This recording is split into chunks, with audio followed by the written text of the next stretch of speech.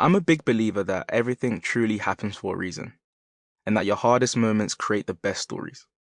My life is very different to how I expected it to pan out when I was younger. I'm not a footballer, nor in prison, nor dead. The last two options being unfortunately all too common routes for a lot of young people that grow up in the environment that I grew up in. Visibility of wider careers and entrepreneurial opportunities was and is still deeply lacking, and this often leads young people down a path that they never set out to go down, usually one that leads them into serious trouble. Sometimes choosing the wrong path is a result of peer pressure, the need to make a name for yourself and earn respect. However, most of the time, I believe the main reason they find themselves going down the wrong path is because of poverty. The need and desire to create a better life for themselves and their family. I fell into the latter bracket. Nobody told me that by the time I was 22, I would be working closely with the Prime Minister of the United Kingdom, that I would also be working in hyper-competitive sectors such as asset management, or that I would get booked to travel the world and speak on matters that were important to me. Instead, my upbringing and surroundings placed me in a dim echo chamber, where I couldn't see beyond what was in front of me.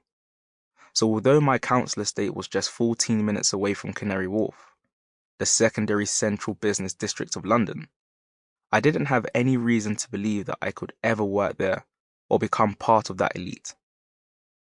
Not having a clear route out of poverty and having to navigate that complex journey is probably one of the main catalysts as to why I got myself in some situations that were less than positive. But on the flip side, is also the reason why I was forced to think innovatively in order to take my life into my own hands. Growing up in Newham, East London, was pretty challenging. My family dynamic was a conventional one, but almost with a twist. My mum and dad were both born in Ghana, West Africa, and decided together to leave Ghana in search of a better life, and so migrated to Europe, like the American dream. The story behind their departure was almost Romeo and Juliet-esque, as both sets of parents didn't want them to be together. So they decided to go on a journey away from their home in the name of love.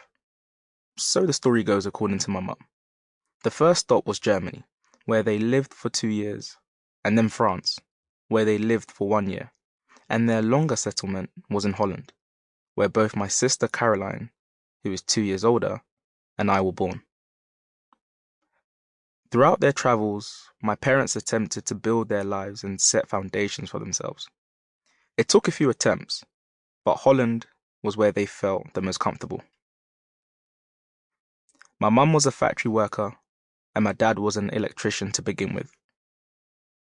Early on in my mum's life, she was told that she was unable to have children. So to have a healthy daughter and then a son in the space of 2 years was a miracle for her. We moved from Holland to the UK in 1998, when I was 3 years old and settled in London, where I have lived since my arrival. London is where I like to call home. I love London, and often say to my friends that I couldn't see myself living anywhere else besides London. When we first arrived, my mum worked as a cleaner, and later trained to be a carer and a cook at an old people's home, and my dad was a security guard. Their working hours were quite abstract, so some days were your conventional 9 to 5, while others consisted of night shifts, and my sister and I being looked after by various cousins, aunties, and friends of my parents. My parents worked insanely hard to provide for us all, but financially, we struggled. At times, my mum would work more than one job to ensure that we were looked after. She would wake up, leave the house around 4:30 in the morning to go to her first job, then leave from there and go directly to her second job, then come home and repeat it all again. My parents didn't see each other or spend much recreational time together during the week because of their work schedules, but weekends were more relaxed where they had more time.